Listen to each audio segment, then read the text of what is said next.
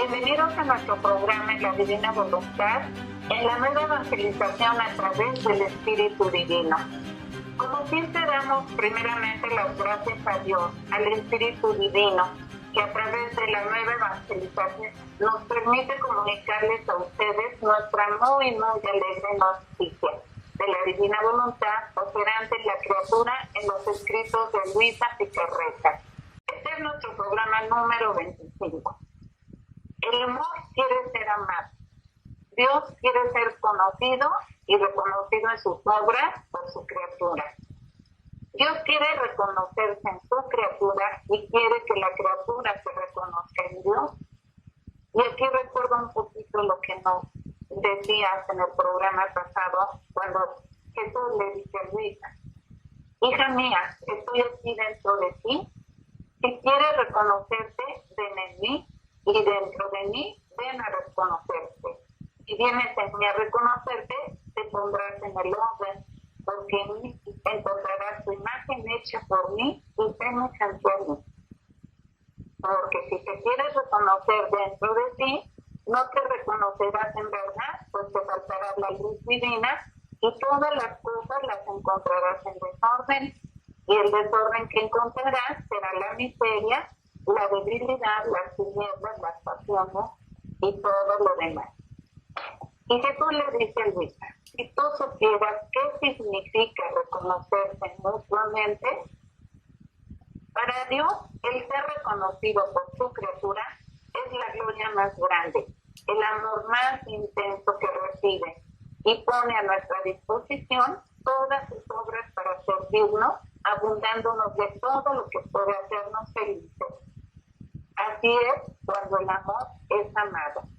Y llega a tal exceso que para reconocerse en la criatura, se crea a sí mismo para reconocerse en ella y ser amado por ella con su mismo amor. Y en ese reconocernos mutuamente se forma la unidad. Así que, Salvador, ¿qué nos puedes decir sobre esta unidad? ¿Qué significa? Realmente mucho, pero vamos a empezar, si quieres, tratando de definir qué sería unidad en Dios. Sabemos que Dios es trino en personas, son tres personas en un solo Dios. Por lo tanto, tenemos que entender en esto que hay unidad en Dios, en la divinidad, aunque las personas son diferentes. ¿Sí? O sea, hay un Padre, hay un Hijo, hay un Espíritu Santo.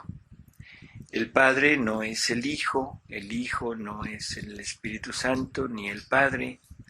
Por lo tanto, podemos hablar no podemos hablar de unidad en las personas, porque son distintas, se diferencian totalmente una de la otra. Y en donde podemos hablar de unidad es en un solo Dios verdadero. O sea, tres personas en un solo Dios verdadero. O sea que la unidad estaría puesta en Dios. Si hablamos de unidad en Dios, también podemos definitivamente hablar de unidad en obras, porque las obras que están realizadas por Dios pertenecen tanto al Padre como al Hijo como al Espíritu Santo. O sea, también existe una unidad en sus obras, en el acto único de la divinidad. Si lo vemos entonces así en forma muy general, tenemos que entender, según lo que hemos ido viendo al transcurso de los programas, que esta unidad que se pone, se manifiesta en cuanto a vida, en cuanto a obras, es en la divina voluntad, porque es una sola voluntad la que está en los tres.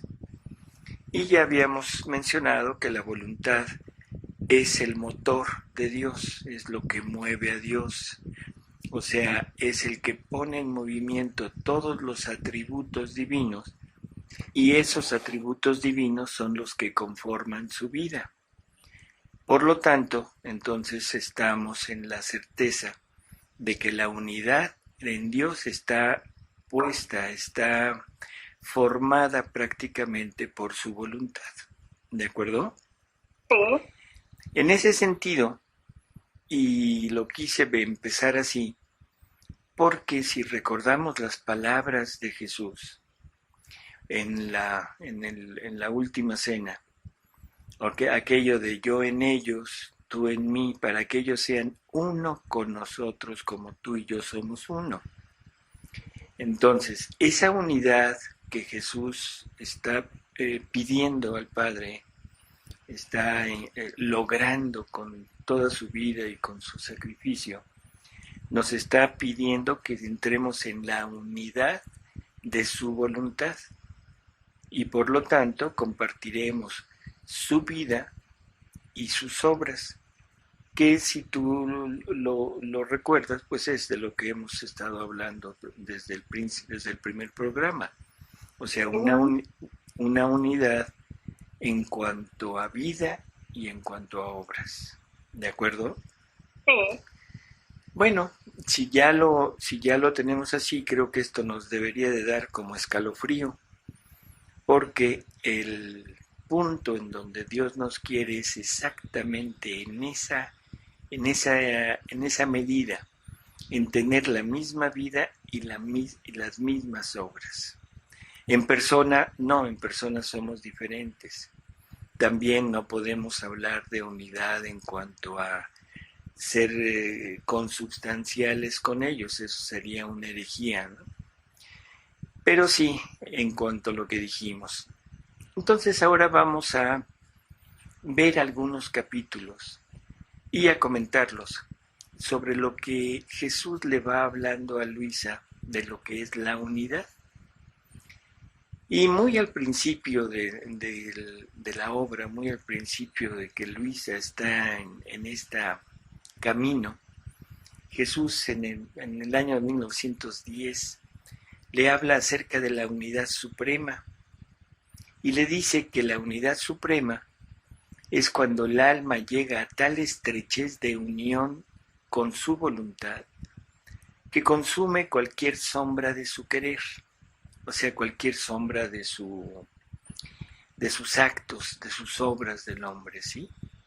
De modo que no se discierne más cuál sea el querer divino y cuál el de la criatura. Y entonces Jesús le dice, así que mi querer es la vida de esta alma, de manera que cualquier cosa que dispongo, tanto sobre ella como sobre los demás, en todo está contenta. Cualquier cosa le parece conveniente para ella, la muerte, la vida, la cruz, la pobreza. Las mira todas como cosas suyas y que sirven para mantener su vida. Esto es muy, muy importante, Guille, porque si entendemos que todo lo que sucede a nuestro alrededor es voluntad de Dios, aunque fuera permisiva, pero es voluntad de Dios. Y si Dios lo permite, forzosamente debe ser para nuestro bien. Y entonces debemos entender que si es para mi bien, eso que Dios está queriendo definitivamente es lo mejor que nos puede suceder, aunque aparentemente sea algo que está en contra de nosotros mismos o de nuestra llamada felicidad.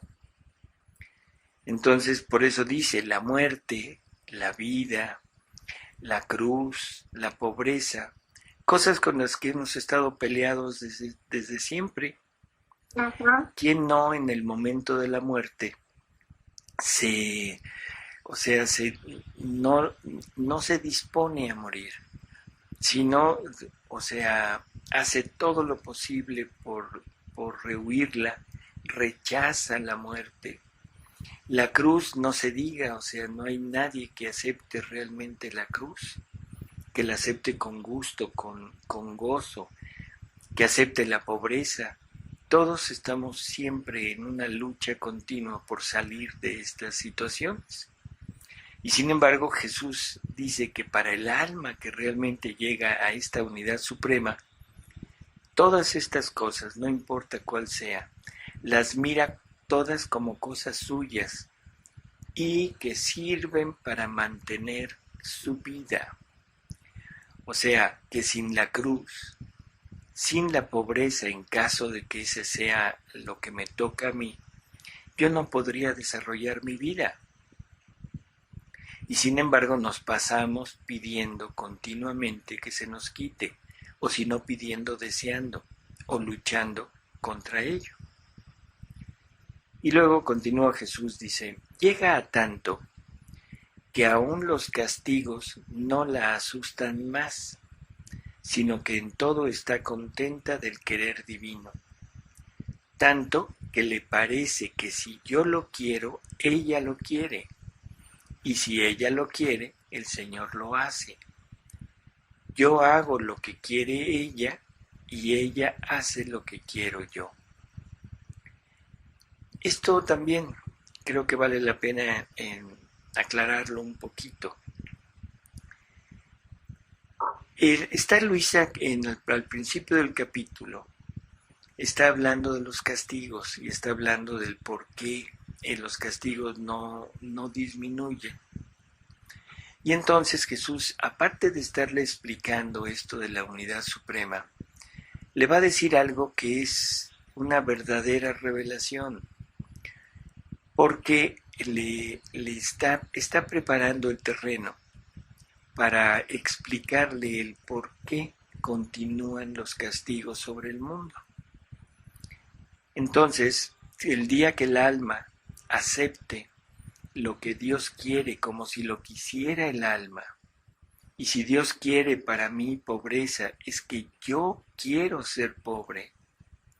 El día que Dios disponga para mí una cruz, es que yo estoy queriendo y amando y deseando la cruz, que es al punto a donde debemos llegar. Este es el punto donde la consumación de la voluntad en la de Dios es llegar a lo que Él tantas veces ha pedido. Y se lo dice a Luisa con esas palabras. Dice, este es el último punto de la consumación de tu voluntad en la mía, que tantas veces te he pedido. Y que la obediencia y la caridad hacia el prójimo no te lo han permitido. Tanto que muchas veces yo he cedido ante ti en no castigar, pero tú no has cedido a mí. Como que cambia el giro, pero esto es lo que explicaba yo ahorita. Le va a decir el por qué no se han disminuido los castigos. Luisa, por el amor, por la caridad y por su oficio de alma víctima, se interpone siempre entre la justicia divina y las criaturas. Sobre todo al principio, te acordarás, en que continuamente está intercediendo por todos. Sí. O sea, a semejanza de Jesús.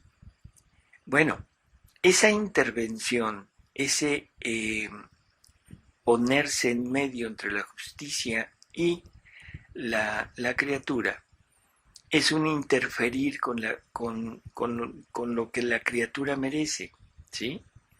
Y esto se lo han pedido los sacerdotes a ella, por eso le dice Jesús que la obediencia y la caridad hacia el prójimo, o sea, el amor al prójimo, no le ha permitido uniformarse con la voluntad de Dios. Y que por eso es que ella no ha querido, bueno, al no querer hacerlo, no se ha podido fundir totalmente con Jesús como Él hubiera querido.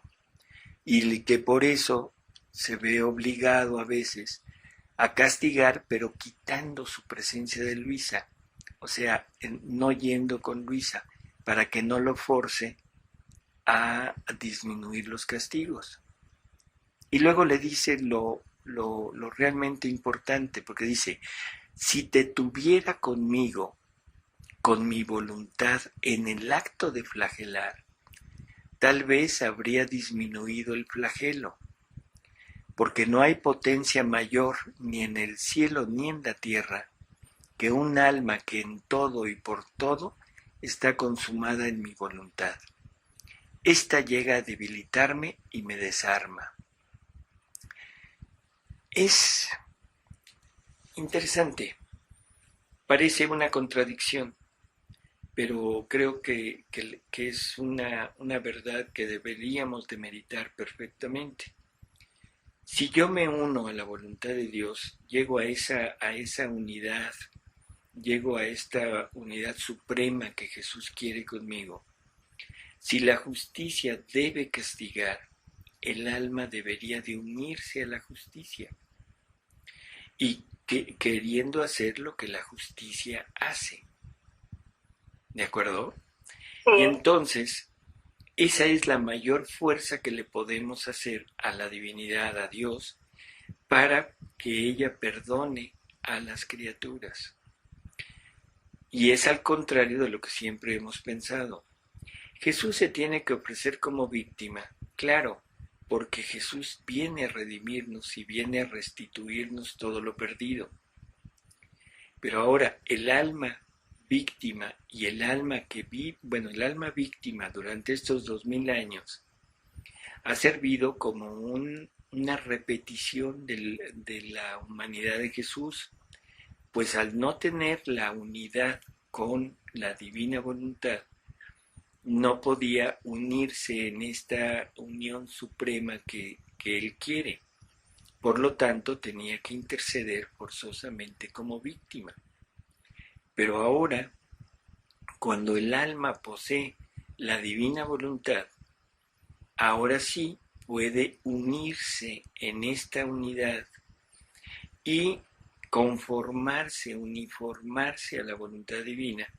Y entonces Dios, sin encontrar un alma que se interponga, pero encuentra un alma que está unida a Él y que eso ha sido lo que ha buscado durante toda la eternidad. Y entonces eso lo hará disminuir el rigor de los flagelos hacia toda la humanidad. Y aquí empezamos a ver la importancia, la magnitud de lo que significa que un alma se una, se conforme perfectamente a la divina voluntad. O sea, es la fuerza mayor que se le puede hacer a Dios. Y entonces Jesús le dice, esta es la unidad suprema. Pero además está la unidad baja. Son palabras muy demostrativas, ¿no? Unidad suprema es unirse a su voluntad en todos sentidos. La unidad baja, en la cual el alma está resignada, pero no ve mis disposiciones como cosa suya, como vida suya, ni se hace feliz en ella, ni pierde su voluntad en la mía. Entonces, todo lo que es la resignación, todo lo que es aceptar la voluntad de Dios, aceptarla, pero sin tomarla como propia, sin quererla, sin gozarla, diría yo. Y gozarla me refiero, hay que gozar el dolor, no en forma de masoquismo, sino en forma de semejanza con Jesús. O sea, cada vez que nos venga una cruz en la vida, la que sea, debemos entender que es la parte que Jesús nos está participando de su vida para hacernos iguales a Él en el sufrimiento, que definitivo debemos ser iguales a Él en todo, no nada más en las cosas buenas. Así que deberíamos de tener esto como una premisa. Esa unidad a la que Dios nos llama es a uniformarnos totalmente a su voluntad. Bueno, Ahora vamos a tratar de ir viendo un poquito más cómo es esta unidad. Y él le habla en muchas ocasiones a Luisa refiriéndose a la luz para darle un ejemplo de la unidad que él quiere.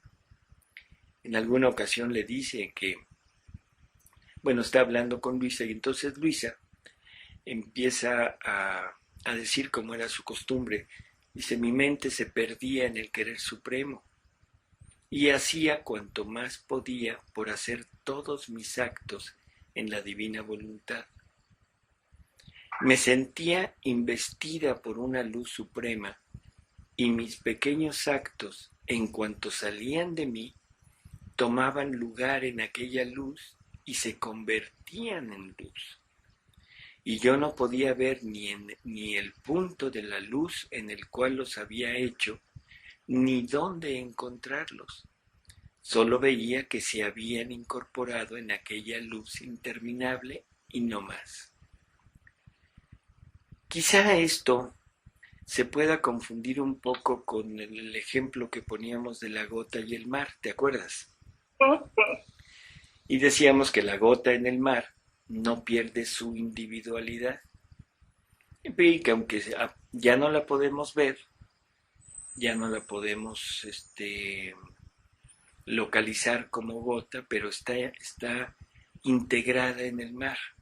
Bueno, pero aquí, si te fijas lo que dice, es totalmente diferente. Porque aquí dice que se sentía investida por la luz suprema, pero sus actos, en cuanto ella los hacía, o sea que salían de ella, tomaban su lugar en aquella luz y se convertían en luz. O sea, aquí es un acto humano que por sí mismo su naturaleza no es de luz, sin embargo, hecho, puesto en la divina voluntad, en cuanto la criatura lo hace, en ese momento el acto se transforma, porque no es hecho por ella, sino es hecho por la divina voluntad que está en ella. Entonces el acto humano se transforma en luz y por lo tanto, como naturaleza de acto divino, se une, se integra, se funde en el acto único de Dios. Y por eso es que Luisa no puede ver ni el punto de la luz en el cual los había hecho, ni sabía por dónde encontrarlos. Solo veía que ya eran luz y sabía que en la luz estaban, pero ya no podría definir dónde. Claro, porque ya se unificó al acto único de Dios y aquí empezamos a participar de la unidad de obrar, de obras de Dios. Creo que son dos pequeñas palabras, convertían en luz, tres palabras. Se convertían en luz. No es se unían, sino se convertían, ¿sí?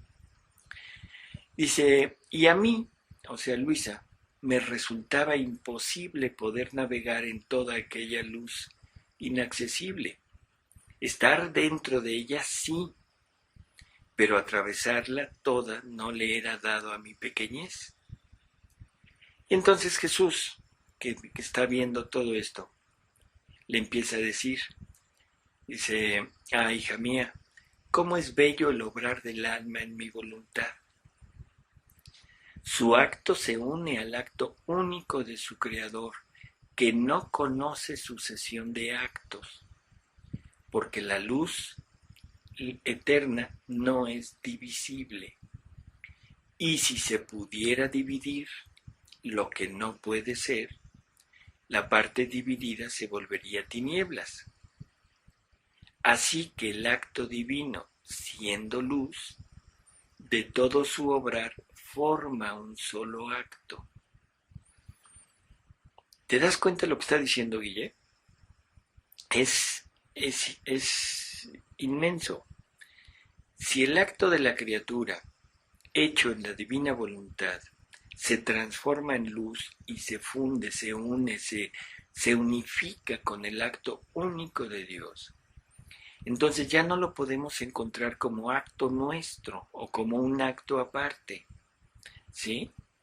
Porque el acto de Dios no tiene sucesión de actos. O sea que si yo pudiera encontrar mi acto en este acto único de Dios, definitivamente no sería divino, porque sería divisible. Pero si no es divisible y no lo puedo encontrar, ¿qué quiere decir? Que el acto de la criatura es un acto hecho por Dios y que todos los actos de Dios son hechos por la criatura. ¿De acuerdo? Sí, sí, ¿Sí? Si tú en un momento dado te unes al acto divino y haces cualquier acto en esta unidad, es una unidad que se mueve completa, total. Es un acto único de Dios donde se une todo lo que Dios ha hecho y eso es lo que estás haciendo tú. Pero al mismo tiempo lo que estás haciendo tú, como es vivificado por ese querer divino, por esa voluntad divina puesta en ti, es un acto que está haciendo Dios. O sea, aquí ya no hay división y se conforma perfectamente esa unidad que Él quiere. La unidad a la que podemos aspirar, que es como decíamos, la unidad de vida y la unidad de acto. ¿De acuerdo? Entonces, dice así que el acto divino, siendo luz de todo su obrar, incluido el obrar de la criatura, forma un solo acto. Por eso el alma, obrando en la luz de mi querer, se une a aquel acto único de su creador y toma lugar en el ámbito de la luz de la eternidad. Por eso no puedes verlos ni en la parte de la luz donde los has hecho, ni donde se encuentran, porque la luz eterna de Dios para la criatura es intrapasable y no se puede abarcar toda. Pero ten seguro que su acto está en aquella luz, el cual toma lugar en el pasado, en el presente y en el futuro. Qué palabras tan misteriosas realmente. Se entienden muy a la ligera, pero ¿qué quiere decir, Guille, que tu parpadeo, que tu paso, que tu bostezo tomen su lugar en la eternidad? ¿Qué querrá decir eso? O sea, ¿qué, qué consecuencias podrá traer eso? Primero para Dios y segundo para la criatura. Para Dios el gozo infinito de ver realizada su obra. ¿Sí? Y ahora entendemos por qué puede disminuir todos los flagelos cuando un alma se conforma a esto, porque ahí ya tiene a su criatura con él desde toda la eternidad, porque el acto de la criatura se funde en ese acto único de Dios y encuentra a su criatura amándolo, adorándolo, alabándolo, desde que Dios es Dios y hasta que Dios sea Dios, o sea, siempre. Por lo tanto, ahora Dios se siente acompañado y aquellas palabras que ya habíamos mencionado en alguno de los programas, que le dice Dios a su amor, no quiero estar solo, hagamos a la criatura para que nos haga compañía, empiezan a tener ya una realización que no se había podido llevar a cabo hasta ahora que podemos acceder a la divina voluntad. Y esto también nos habla de esa potencia infinita de Dios, cómo después de haber esperado una eternidad, ahora resulta que después de tanto tiempo ya no tenemos ¿cómo decirlo? Ya no tenemos que esperar más. Ya no es que estemos haciendo algo nuevo, sino que lo hemos hecho durante toda la eternidad. Resulta a veces complicado, ¿verdad? Sí, Tanto traspasar la idea que ponemos del tiempo. O sea, un Dios que desde toda la eternidad ha querido tener a una criatura y que ahora tú, después de quién sabe cuánto tiempo, no, pero desde que Dios deseó esto, Exacto. ¿desde cuándo? ¿Quién sabe? O sea, desde toda la eternidad.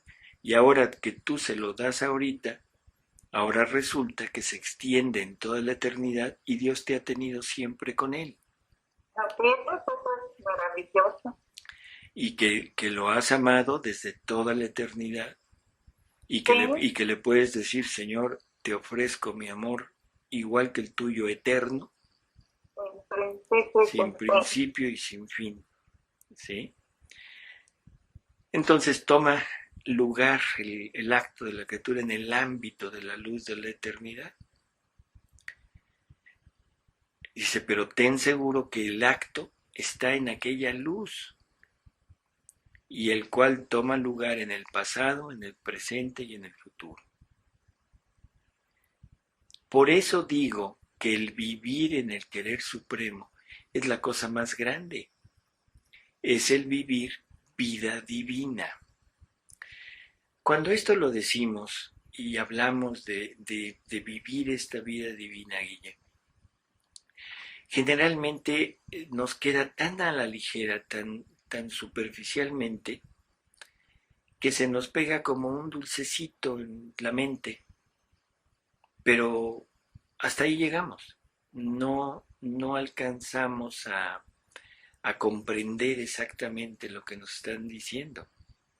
Pero con estas pequeñas explicaciones que nos va dando Jesús, vamos cobrando un poquito de vida, de mirada, de vista espiritual, para saber hasta dónde puede llegar la criatura hacia su Dios. Y podremos empezar a entender un poco el amor inmenso que Dios nos tiene. Ahora sí puedo comprender qué tanto me ama Dios, que me quiere con Él desde toda la eternidad, me quiere uniformar con Él. Entonces es el vivir vida divina. Y continúa Jesús, dice, el celestial creador, en cuanto ve al alma en su voluntad, la toma entre sus brazos y poniéndola en su seno, la hace obrar. Bueno, dice, el celestial creador, en cuanto ve al alma en su voluntad, la toma entre sus brazos y poniéndola en su seno, la hace obrar con sus mismas manos y con aquella potencia de aquel fiat con el cual fueron hechas todas las cosas. Hace descender sobre la criatura todos sus reflejos para darle la semejanza de su obrar. Otra vez, esto necesitamos repasarlo muy detenidamente. Guillermina quiere obrar en la divina voluntad. O sea, su intención tiene toda la buena disposición de hacerlo. Entonces, ¿qué pasa? Bueno, simplemente que la divinidad toma a Guillermina, la pone la palabra en su seno, o sea, en su interior. Sabemos que estamos siempre dentro de él, ¿no? Pero aquí como que la hace más suya y la hace obrar con sus mismas manos. O sea que tu obra es obra de Dios, es prácticamente hecha con las manos de Dios. ¿Y cuáles son las manos de Dios, Guille? Tus manos. Exacto. Dice, y poniéndola en su seno, la hace obrar con sus mismas manos. O sea que las manos de Guillermina, que está obrando en la divina voluntad, son las manos de Dios. Y la hace obrar con aquella potencia de aquel fiat con el cual fueron hechas todas las cosas. O sea que ahora el acto de Guillermina va a ser un acto tan potente como el mismo acto de Dios. Y para que se entienda, como el acto de Dios, por ejemplo, en la creación, esa potencia infinita de toda la divinidad, pero ahora puesto en el simple obrar de una criatura, para poder repetir todo el bien que aquel acto con esa potencia infinita puede hacer cuando obra. Y como es indivisible, como el acto, como la luz divina no se puede dividir y va toda unida, si se mueve ese acto, esa luz en el mover de tus manos, o sea que es Dios quien mueve tus manos en sus propias manos, Ajá. está obrando todo, todo, todo lo que Dios puede obrar en toda la eternidad. Y esto nos da una leve idea de lo que significa hacer un acto en la divina voluntad. A veces se dice que un solo acto, por ejemplo, de Jesús, bastaría para hacer feliz a toda la corte celestial durante toda la eternidad. Claro, ahora ya empezamos a entender, porque un acto de Jesús en la unidad de la divina voluntad y en la unidad del querer divino abarca todo el obrar de Dios. ¿De acuerdo? Sí. Entonces, cada movimiento de Jesús era un paraíso de más. Así que, ¿qué será el cielo? ¿Quién sabe? O sea, realmente es ya prácticamente inimaginable. Pero ahora no es nada más los actos de Jesús, sino de cualquier criatura que haya vivido en la divina voluntad, no por la criatura, sino por la divina voluntad en esta unidad, haciendo unidad a la criatura. Todo el obrar de la criatura es obrar de la divina voluntad. Entonces cada acto de esa criatura repetirá, multiplicará toda esa infinitud de cielo, de felicidad, de bienes. Y ahora entendemos quién es la Virgen María.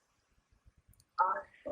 Porque la Por Virgen, cierto, tenemos que apartar unos 10 programas para hablar de ella. ahora en mayo. Ah, perfectísimo. Ay, Oh, pero está muy lejos. Bueno, bueno, si no nos quitan el programa. No, pero sí, pero la Virgen María ahorita, en este momento, sale a la luz totalmente de quién es la Virgen María, porque ella vivió toda su vida en este ambiente de la divina voluntad. ay, sí. Entonces ya podemos entender, si Ajá. un acto de Jesús no nos lo vamos a acabar en toda la eternidad, todos los actos de Jesús quizás no los lleguemos a abarcar nunca en toda la eternidad, pero todavía tenemos algo más que es todos los actos de María, porque es la divina voluntad obrante en María, Sí, ¿de acuerdo? sí. Y por si nos parece poco, ahora tenemos todos los actos de Luisa, todos los actos hechos en la divina voluntad por Luisa, como es acto divino que participa de esta unidad y esa unidad mueve todo el acto divino, entonces son actos nuevos de un mismo acto pasado. Se repite. Siempre se nos ha dicho que Dios siempre es nuevo, si lo has oído. Sí. O sea, nunca se repite. Bueno, cada acto de criatura hecho en la divina voluntad, ya sea por Jesús, ya sea por María, ya sea por Luisa o sea por Guillermina, es un acto que es completo, que es total de Dios, pero al mismo tiempo nuevo, que al mismo tiempo tiene bienes nuevos, alegrías nuevas, felicidades nuevas, bienes, pero unos bienes divinos y a lo infinito. Bueno, pues entonces ya tenemos también esta parte de entender qué quiere decir unidad. Y entonces continúa Jesús y le dice, he ahí por qué el obrar de la criatura se vuelve luz y se une a aquel acto único de su Creador y se constituye gloria eterna y alabanza continua de su Creador. Entonces, queremos glorificar a Dios, queremos amarlo, queremos llegar a ser lo que Él siempre ha querido. Correcto, pues este es el camino. En otra ocasión está Luisa y escribe ella diciendo, estaba haciendo mis acostumbrados actos en el querer supremo y una luz inaccesible envolvía mi pequeño ser. Ya sabemos a qué luz se refiere, ¿verdad? Ajá. O sea, ahora ya sabemos que esta luz divina, o sea, dice, envolvía mi pequeño ser y haciéndome presentes todas las obras de mi Creador. Yo tenía un te amo por cada cosa creada, un movimiento por cada movimiento, una adoración y un gracias de reconocimiento por toda la creación. Sin embargo, comprendía que era la misma luz la que me suministraba aquel te amo por cada cosa, aquel movimiento, aquella adoración. Yo solo estaba en poder de la luz y ella me engrandecía, me empequeñecía y hacía de mi pequeñez lo que quería. ¿De qué manera tan sencilla, tan fácil, tan entendible nos está explicando el movimiento eterno de Dios? O sea, ella se ve envuelta en aquella luz y en esa luz se encuentra todo lo que Dios hace, todo lo que Dios ha hecho. Y también siente, sale de ella ese agradecimiento, ese amor hacia Dios, pero tiene conciencia clarísima de que no es de ella, sino que es suministrada por la misma divinidad, lo que está saliendo de ella para poder abarcar esa infinitud de las obras de Dios y poder poner el te amo en toda la eternidad y un te amo al modo divino.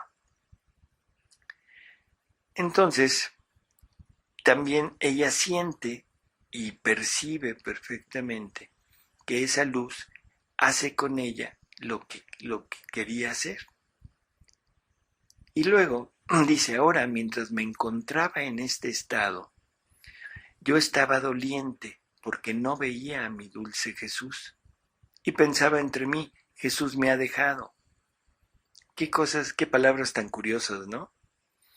Estando en esa inmensidad, estando en esa fundida en toda esa divinidad, y Luisa piensa que Jesús la ha dejado.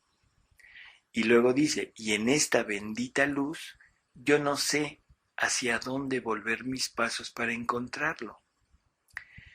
Entonces, creo que esto vale la pena también comentarlo, porque es algo que se nos presenta continuamente a nosotros, no con la claridad de Luisa, no con en la misma forma. Ella veía a Jesús, ella estaba acostumbrada a la presencia real de Jesús.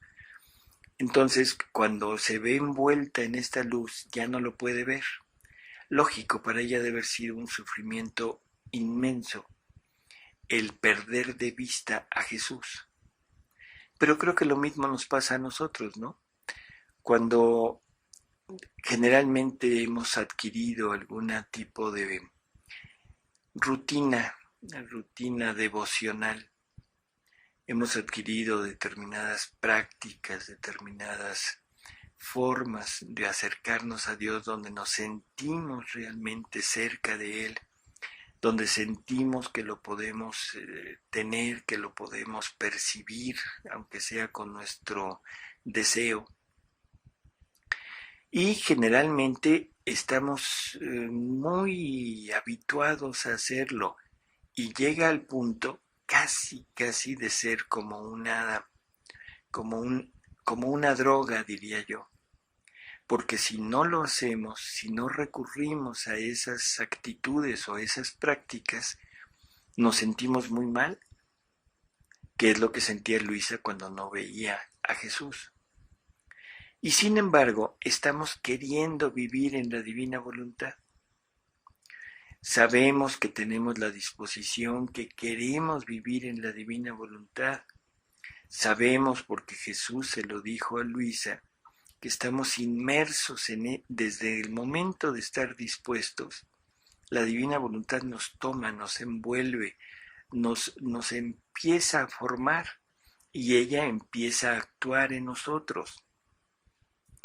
Y entonces, si no recurrimos a esas prácticas, a esas costumbres, nos sentimos mal, aunque sabemos que estamos en la divina voluntad. Por eso digo que se puede equiparar a lo de Luisa, ¿no te parece? Sí, así como lo explicas. Y entonces Jesús le dice, hija mía, ¿por qué temes? Yo no te dejo. Más bien es el querer supremo que me eclipsa en ti. Y esto vamos a traspasarlo otra vez a esta persona que tiene, a nosotros mismos, que tenemos todas estas rutinas, estas fijaciones de modos de acercarnos a Dios. La luz de la divina voluntad nos envuelve, nos eclipsa todo lo demás. Y si por algo se me aleja algo de lo que era mi rutina, de lo que yo tenía que hacer, me siento mal, me siento intranquila o intranquilo. Y entonces podría decir lo mismo que Luisa decía. Ella decía, Jesús me ha dejado.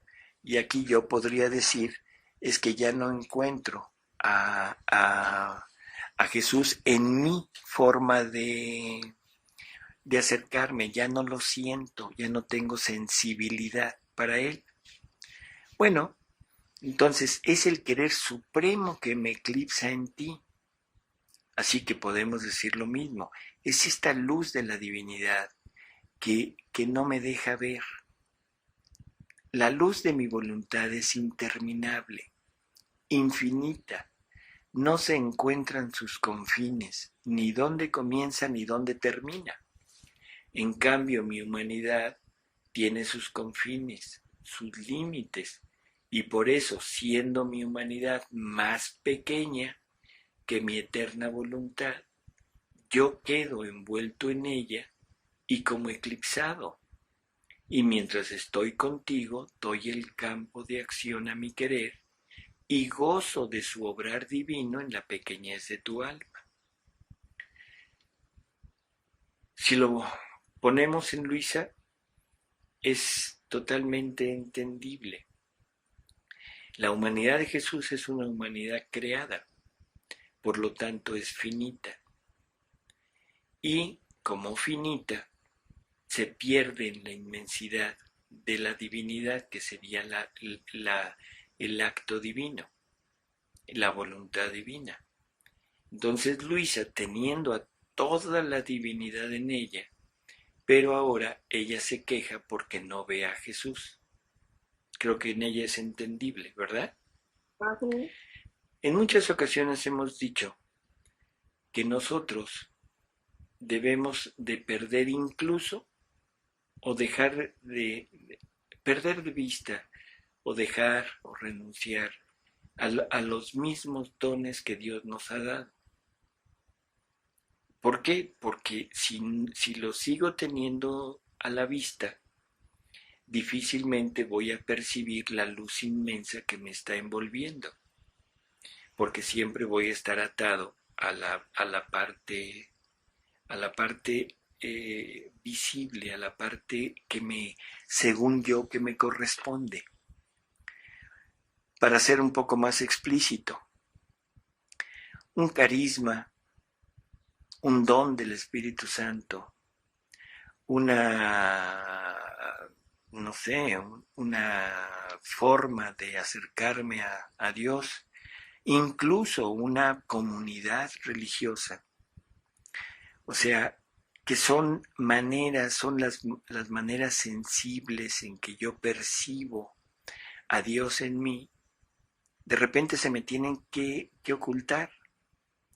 Y si no se ocultan, si no logro perderlas de vista sin sentirme mal, quiere decir que la divinidad, que la luz de la divina voluntad no ha podido entrar porque le estoy poniendo un obstáculo. Yo solo estoy obstaculizando ese llenarme de la divinidad por estar aferrado a lo que yo supongo que es lo que me conviene. Sí se entiende esa similitud entre Luisa y nosotros, ¿verdad? Sí, sí, sí. O sea, si la humanidad de Jesús es más pequeña que la voluntad, que la divina voluntad, ¿qué será un carisma? ¿Qué será un don del Espíritu Santo? Nada, absolutamente nada en comparación con esto. Claro. ¿Sí? Y, sin embargo, o sea, Jesús se lo dice. O sea, siendo mi humanidad más pequeña que mi voluntad, yo quedo envuelto en ella. Entonces, tus carismas, Guille, tus atributos, tus dones, todo lo que Dios te haya dado, no es que lo pierdas, está incluido en lo más. Ajá. Pero necesitamos perderlos de vista para esto. Ahí está el les conviene que yo me vaya. Así es. Les conviene que yo me vaya a los apóstoles.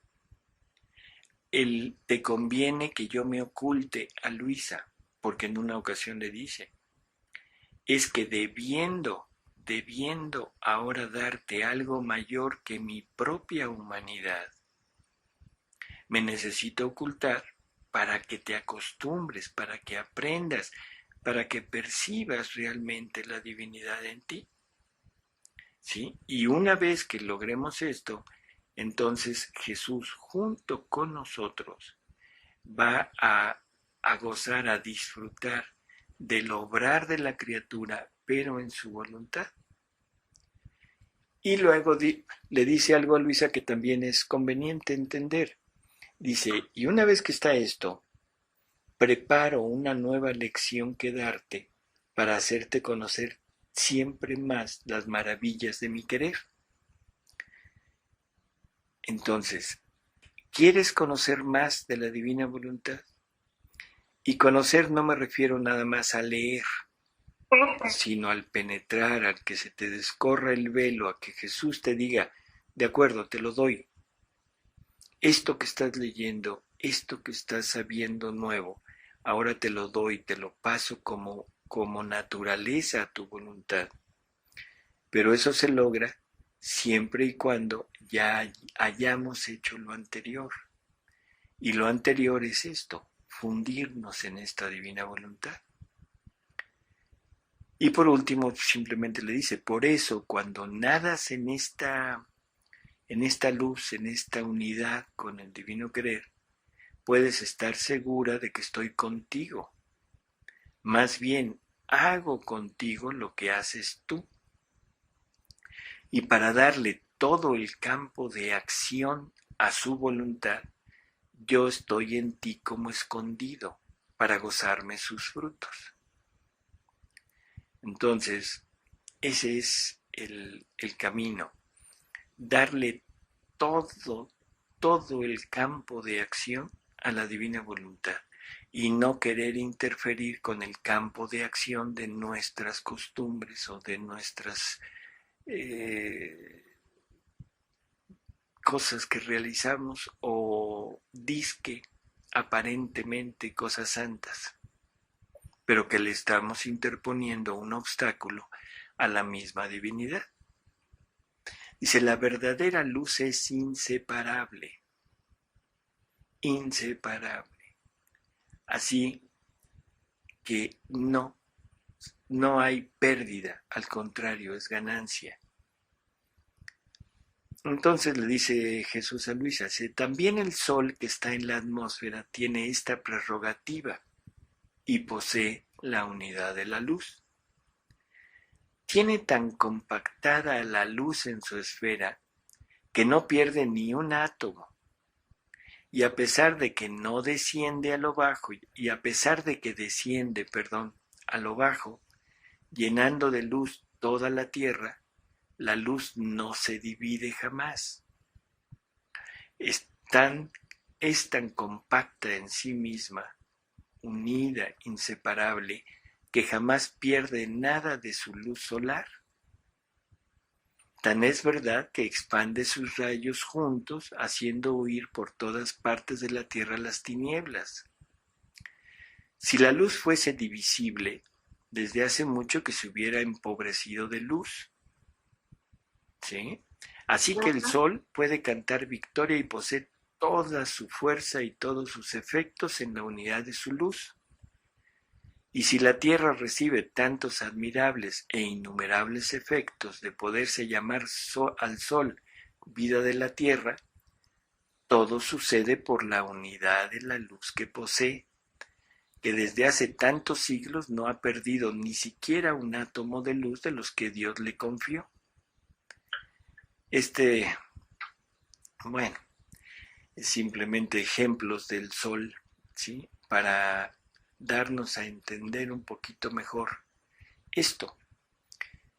En muchas ocasiones hemos hablado de los efectos que contiene el sol y ya sabemos que el sol, primero contiene la luz, y esta luz contiene los colores, la fecundidad, el sabor de los frutos, de las plantas, el color, el olor, etc.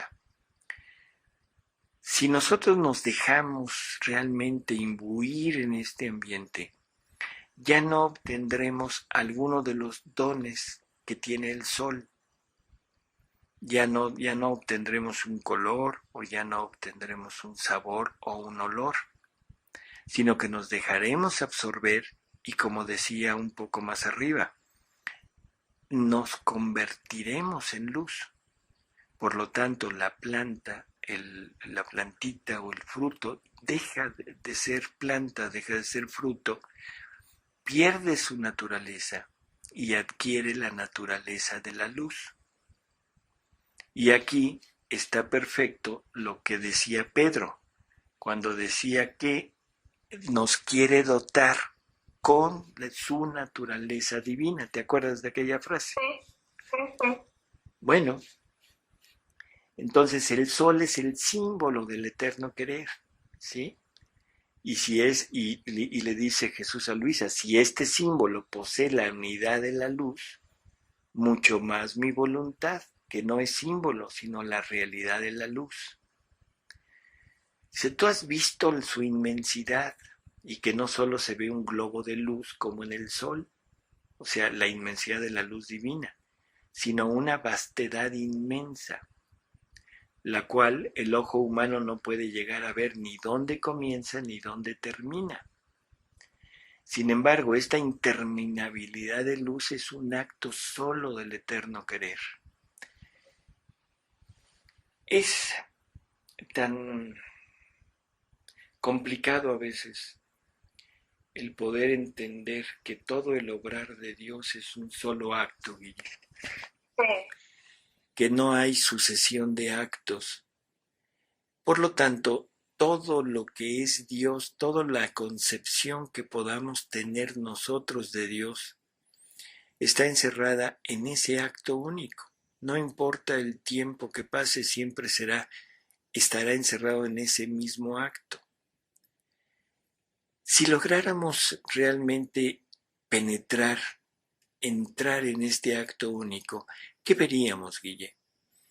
Veríamos un Dios desde la generación del verbo, o sea, se supone que es,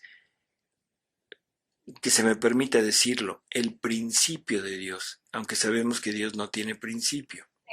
Pero para entendernos, estaríamos viendo el punto de partida de esa generación eterna y de esa procedencia del Espíritu Santo y hasta el final de la eternidad, que por el mismo nombre no tiene final. Y todo lo que aparentemente ha sucedido, Dios ha hecho, Dios ha actuado en nuestra vida, todo puesto en un solo acto. Entonces, la pregunta sería la siguiente: ¿qué preferiríamos, Guille? ¿Hacer un acto grande a lo humano? ¿Hacer un acto enorme hacia el prójimo, de ayuda, de caridad, de predicación, de conversiones, en fin, tantas cosas que se nos pudieran ocurrir? ¿O dejar que este acto único de Dios obre en nosotros? Bueno, creo que lo segundo.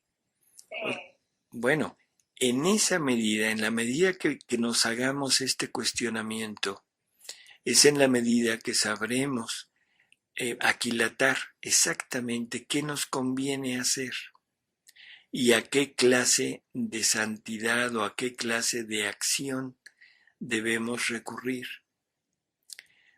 Y sobre todo, la pregunta que siempre nos debemos cuestionar es: ¿qué le doy a Dios?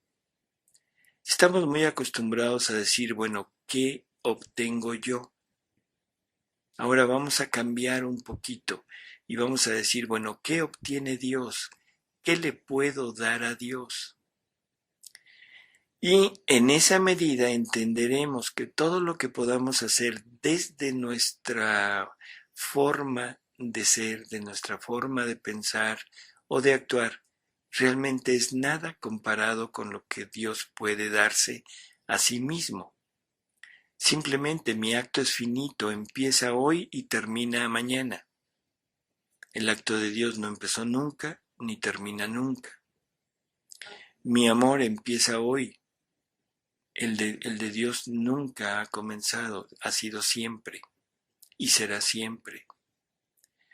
Entonces, forzosamente debemos cambiar nuestra perspectiva. Lo malo es que siempre nos vamos con la idea de individualidad y queriendo, hasta donde me sea posible, entenderlo desde mí. Y eso es lo que lo que nos estorba para poder llegar rápidamente a abandonarnos en la divina voluntad.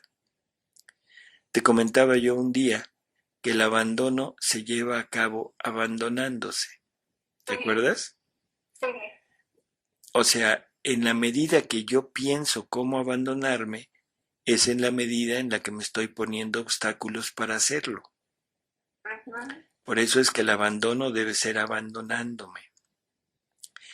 Y este abandonándome quiere decir penetrar en esta luz infinita de Dios. Quiere decir tomar parte en este acto único de Dios, porque ya no pertenezco a mí, sino ahora le pertenezco a Él. ¿De acuerdo? Entonces, le dice Jesús a Luisa, dice, mira, la unidad de esta luz de mi voluntad, que está en el centro de las tres divinas personas, está ya fijada en ti. Así que una es la luz y el acto, una es la voluntad. Ahora, mientras hagas tus actos en esta unidad, están ya incorporados a aquel acto solo del centro de las tres divinas personas. y la divinidad está ya contigo para hacer lo que haces tú. La Mamá Celestial, los santos y ángeles y toda la creación, todos en coro repiten tu acto y sienten los efectos de la voluntad suprema.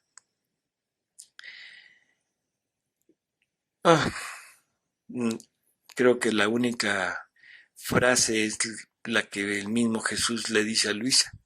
Mira, escucha el prodigio nunca visto de aquel acto solo que llena cielo y tierra, y que la misma Trinidad, unificándose con la criatura, se pone como primer acto del acto de ella. En muchas ocasiones hemos oído, yo cuando menos yo lo he oído de personas, que dicen que el vivir en la divina voluntad es tan grande como que Dios te tenga en el centro de la Trinidad. ¿Sí lo has oído? ¿No? Ah, bueno. O sea, y lo dan como algo maravilloso. Y así es. Imagínate estar en el centro de la Trinidad. Bueno, pero eso no es nada. Si te fijaste lo que dijo aquí, es la Trinidad en el centro tuyo para desde ahí actuar con exactamente igual que actúa desde el cielo. Ahora tú te pones en el punto de ser el centro de la Trinidad. ¿Sí? Y la misma Trinidad se unifica contigo. Ya no vives con ellos. Ya no vives con ellos, sino te unificas con ellos. Ahora ya no tienes que esperar a que Dios te ame. Estás viviendo en el amor de Dios. Ya no tienes que esperar que Dios te diga te amo. Es el amor continuo de Dios. Lo tienes como tuyo y de ti sale. Cuando Dios le dice a una criatura te amo, ese te amo sale a través de ti. Recibes el amor que Dios tiene por toda la humanidad. Recibes el amor y la potencia de Dios que Dios ha manifestado en todas sus obras. Recibes todo el obrar de Dios como tuyo y con todos los efectos que eso contiene. O sea que todos los bienes de toda la creación primero están en ti y de ti salen, porque vives unificada en el centro de la Trinidad. O sea, definitivamente es algo que yo no encuentro palabras realmente para poderlo expresar, pero es algo tan grande que no hay bien que pueda comparársele. O sea, no hay nada que pudiera ni remotamente decir esto podría ser algo igual. ¿De acuerdo? Pues sí, como decía San Pablo, ni ojo vio, ni oído escuchó, ni mente imaginó. Así y es. es que realmente, pues esta frase de que nosotros fuimos hechos a imagen y semejanza de Dios, bueno, del verbo encarnado, de repente se nos queda ya, bueno, prefiero hablar en mi persona, ¿no? De que antes, cuando yo no había leído estos escritos de Luisa, pues yo tenía esa frase como compuesta y listo, ¿no? O sea, no te pones a pensar en qué significa. La imagen, pues sí, te la puedes imaginar, una imagen por fuera, lo que se ve, pero la semejanza con el verbo encarnado en su vida interior, su vida divina, pues nunca te metes a pensar qué cosa sea eso. La tienes aprendida desde el catecismo y listo. Pero pues es la finalidad con la que Dios quiso crear a su criatura, justamente que su verbo no se sintiera solo entre seres semejantes a Y con todo esto que nos has venido compartiendo, Salvador, de ir conociendo a Dios y últimamente de que Dios quiere que nos reconozcamos en Él para encontrarlo a Él. Y con todo lo que nos has venido compartiendo, de veras es maravilloso para que pues cada momento, cada vez que escuchemos esto, cada programa, porque de veras no seamos los mismos de ayer. Bueno, pues eso sería fabuloso. Pues sí, una propuesta, porque no puedes, después de escuchar todo esto, de acercarte a la bondad infinita, la generosidad infinita, la ternura infinita de Dios, pues no puedes hacer como que no pasa nada. No puedes hacer como que Dios te habla. Sí, no puede ser. Algo tiene que cambiar de tu vida. Así es. Se tiene que quedar todo esto, como tú dices, no es un modo de abusar, sino que pues es la misma verdad la que está hablando. Así es. Y bueno, aquí está esa disposición, ese abandono de hacernos como niños, de despojarnos de nuestras cosas, como vemos ahorita, y dejarnos llenar por el todo que quiere llenarnos, ¿no? Exacto. Y algo que es con lo que valdría la pena el cerrar el programa, porque siempre, en varias ocasiones ya lo he mencionado, pero siempre estamos con la idea de adorar a Dios. Y adorar a Dios, y hemos dicho en muchas ocasiones que la verdadera adoración a Dios es una repetición de obras. Sí. Jesús le dice a Luisa que la Virgen hacía un acto de adoración profunda, o sea, de repetir las obras de Dios. Bueno, pero aquí, al cerrar este capítulo, Jesús también se lo dice y creo que vale la pena seguirlo leyendo. Dice, cada acto, para ser bueno y santo, su principio debe venir de Dios. Y he aquí que el alma que vive en mi querer, en la unidad de esta luz, su adoración, su amor, su movimiento y todo lo que pueda hacer comienza en la Trinidad Divina. Así que recibe el principio de sus actos de Dios mismo. Y he aquí que su adoración, su amor, su movimiento es la misma adoración que tienen entre ellas las tres divinas personas y el mismo amor recíproco que reina entre el Padre, el Hijo y el Espíritu Santo. Híjole, vamos a ver. Las tres divinas personas tienen adoración entre ellas. A nuestro modo de interpretar el lenguaje, eso suena muy raro. Es como si dijéramos el Padre adora al Hijo y el Hijo adora al Padre y el Espíritu Santo adora al Padre y al Hijo, ¿verdad? Sí.